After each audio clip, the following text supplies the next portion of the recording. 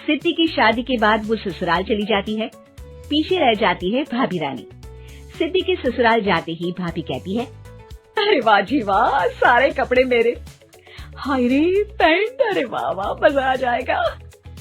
अरे ये सिद्धि की अलमारी के सामने खड़े होकर क्या बड़बड़ा रही है? जा जाकर देख मेहमानों को विदाई की मिठाई मिली कि नहीं। अब हाँ माँ जी, क्यों नहीं, लेकिन पहले कपड़े तो बदल लूं। अब रानी आ जाती है सिद्धि के उन कपड़ों में जो वो ससुराल जाने से पहले घर छोड़ जाती है। अरे रानी, कुछ दिन रुक जाती। अरे ये तो सिद्धि बिटिया को मैंने ही दिया था, बड़ा ही फबता था उस पर, तुझ पर तो कुछ खास नहीं लग रहा। अब वो ना मेरे सारे कपड़े गीले थे तो सोचा पहन लूं। वैसे भी सिद्धि को कौन सा दिन पुराने आउटडेटेड कपड़ों को पहनना है। वैसे भी ये सूट तो मैंने तभी पहना था, वैसे खास है भी नहीं ये। हाँ ठीक है, लेकिन ना मेरी सिद्धि पर तो जमता था। सारे मेहमान चले जाते हैं और सिद्धि ससुराल से मायके पहली बार आती है। अपना घर, अपना कमरा, अपनी अलमारी। ये बोलकर जैसे ही सिद्धि अलमारी खोलती है तो सामने उसके कपड़ों की जगह कुछ और ही रखा होता है। माँ, ओ माँ, जरा कमरे में तो आना। सास और रानी वहाँ पहुँच जाते हैं। रानी ने पहनी होती है सिद्धि की जींस और टी शर्ट। अरे भाभी, ये क्या? ये तो मेरी बड़ी ही महंगी टी शर्ट है, इसे आपने घर में क्यों पहनी है? अरे बहुत मिलती है दीदी ये चौक की मार्केट में, 150 में। ओ भाभी प्लीज, ये एरोपोस्टल है, 2000 की एक टी शर्ट। ओहो, 2000 में तो दीदी 4 साड़ी आ जाए। अब क्या बोलूं? भाभी, ये मेरी अलमारी में छोटू के कपड़े, तो मेरे कपड़े कहाँ हैं? मेरी अलमारी में? अब दीदी आपको कौन से पुराने कपड़े पहनने थे? माना भाभी, लेकिन मैं जब घर आती तो यही सब पहनती ना। अरे तुम तो बड़ी कंजूस हो दीदी। खैर, वक्त आता है जब सिद्धि ससुराल के लिए रवाना हो रही होती है।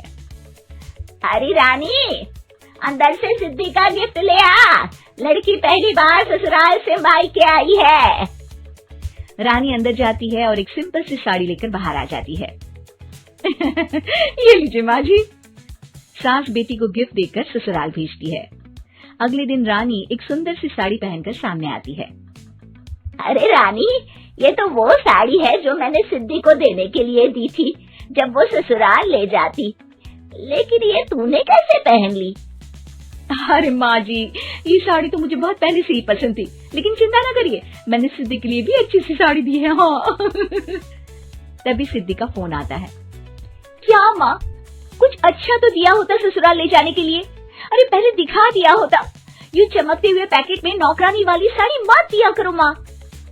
अरे बेटे, वो तेरी भाभी ने ना गलती से उससे पैकेट बदल गया। हाँ, मैं कल ही तेरे भाई के हाथ से तेरा वाला पैकेट भेज दूंगी। अरे रहने दो माँ, आई एम श्योर भाभी ने अभी वही साड़ी पहनी होगी जो तुमने मेरे लिए रखी थी। तुम तो समझ नहीं पाई उनको। खैर छोड़ो, मैं ज्यादा बोलती अच्छी नहीं लगती, रहने दो, आपको उन्हीं के साथ रहना है, फिर बात करेंगे।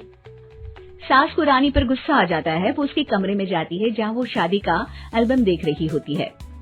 रानी, मार्केट जाकर एक ऐसी ही साड़ी लेकर आ, कल प्रतीक जाकर सिद्धि के घर दे आएगा। अरे क्यों माँ जी, कितनी साड़ी देनी है दीदी को? यहाँ कोई सेल लगी है क्या? अरे चुप कर, मेरे बेटी के हिस्से की साड़ी खुद पहन ली, अब ज्यादा ज्ञान बांट रही है। एक दिन सिद्धि का फोन आता है। माँ, मेरी सास ने आप सबको खाने पर बुलाया है।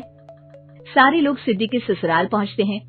खाना खाकर वो लोग निकल रहे होते हैं कि सिद्धि की सास सभी को गिफ्ट देती है। अरे बहन जी, बेटी के घर का खाना खा लिया, यही बहुत है जो आप ऊपर से गिफ्ट भी दे रही है। अरे बहन जी, आप भी कहाँ इन बातों पर विश्वास कर रही हैं।